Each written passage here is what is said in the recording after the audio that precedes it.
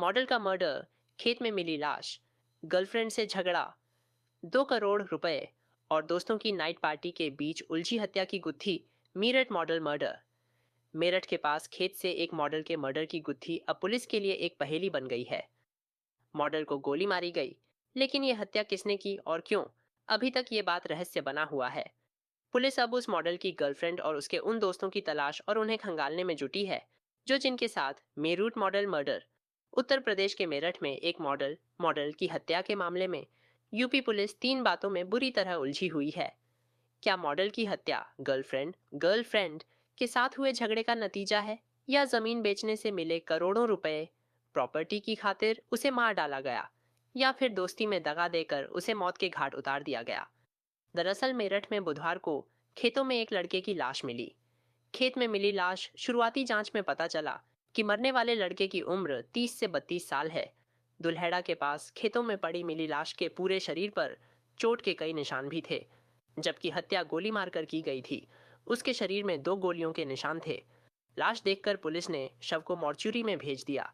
इसके साथ ही खेतों में मिली लाश की फोटो भी आसपास के तमाम थानों में भिजवा दी गई। पुलिस की इस कवायद से लाश को शिनाख्त मिल गई।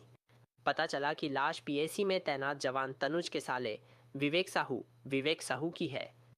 विवेक साहू मॉडलिंग मॉडलिंग करता था, लिहाजा अब पुलिस के सामने हत्या के पीछे कई एंगल से जांच का जरिया मिल गया। लाश की हुई शिनाख्त मॉडल विवेक का कत्ल। अब पुलिस को लाश की शिनाख्त के साथ साथ विवेक साहू का पेशा भी पता चल चुका था, लिहाजा पुलिस ने तुरंत मामले की जांच शुरू कर दी। लाश के मुआयने में पुलिस को विवेक के गले में उंगलियों के निशान भी मिले थे। साथ ही विवेक के हाथों में मिट्टी मिली। पुलिस के सामने सवाल यही था कि आखिर हत्या क्यों की गई और हत्या करने वाले कौन लोग हैं। गर्लफ्रेंड से हुआ था झगड़ा। पुलिस को शुरुआती जांच में ये पता लगा कि कंकर खेड़ा के डिफेंस एनक्लेव में बी ब्लॉक का रहने वाला था, मगर इसी बीच जो पता चला उसने पुलिस के कान खड़े कर दिए। पता लगा कि विवेक साहू कुछ रोज पहले गुरुग्राम गया था, जहां उसकी गर्लफ्रेंड रहती है, लेकिन वहां उसका गर्लफ्रेंड के साथ झगड़ा हुआ था। गर्लफ्रेंड से झगड़े के बाद विवेक वापस लौट आया था, मगर उस झगड़े के बाद से विवेक बहुत डरा हुआ था। पुलिस के लिए ये बात एक बड़ा सुराग बन गई। 3 साल से विवेक गुरुग्राम में मॉडलिंग करता था। विवेक के जीजा ने बताया कि 2.5 महीने से विवेक घर पर ही था। दरअसल 4 अगस्त को उसकी गर्लफ्रेंड का जन्मदिन था। गुरुग्राम में पार्टी के दौरान वहां पर मारपीट हो गई थी। मारपीट के बाद वह घर आ गया। उसने जीजा को सारी बात बताई।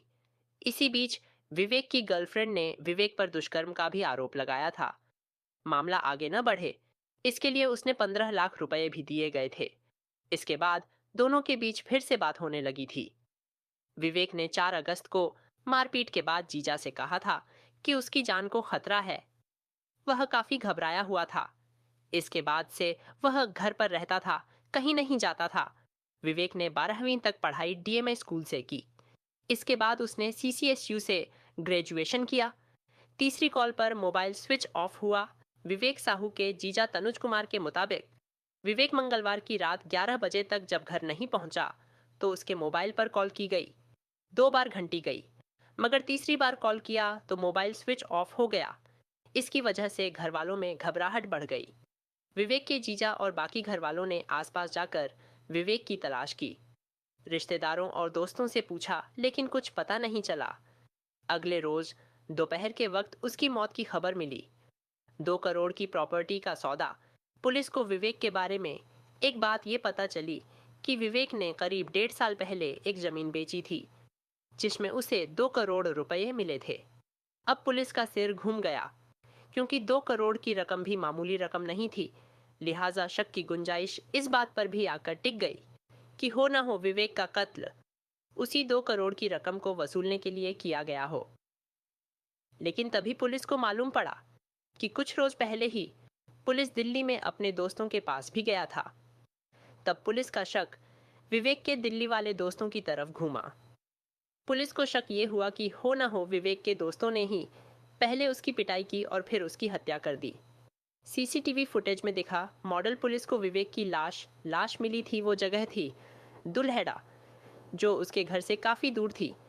तब पुलिस के सामने यही एक सवाल था कि आखिर विवेक कैलाशी अस्पताल के आगे विवेक दुल्हेड़ा कैसे पहुंचा। इस बात का पता लगाने के लिए पुलिस ने सीसीटीवी फुटेज देखनी शुरू की। इस कवायद ने पुलिस की कुछ मुश्किल आसान कर दी। पुलिस कर रही है मोबाइल की तलाश। सीसीटीवी फुटेज में पुलिस को दिख गया कि विवेक मंगलवार को घर से 7:40 पर निकलता है और कैलाशी अस्पताल तक पैदल ही जाता है। लेकिन उसके बाद वो सीसीटीवी फुटेज पुलिस को कुछ नहीं दिखा पाती, यानी यहाँ से पुलिस ब्लाइंड हो गई। इसके बाद पुलिस ने विवेक का मोबाइल तलाशा, जो पुलिस को नहीं मिला। ऐसे में ये भी माना जा रहा है कि विवेक की हत्या से जुड़े कई या करीब करीब सारे राज मोबाइल के जरिए सामने आ सकते हैं।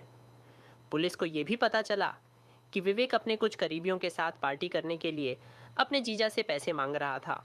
दोस्तों के साथ करनी थी नाइट पार्टी। पुलिस ये जानना चाहती है कि आखिर वो कौन से करीबी लोग हैं जिनके लिए विवेक पार्टी करना चाहता था।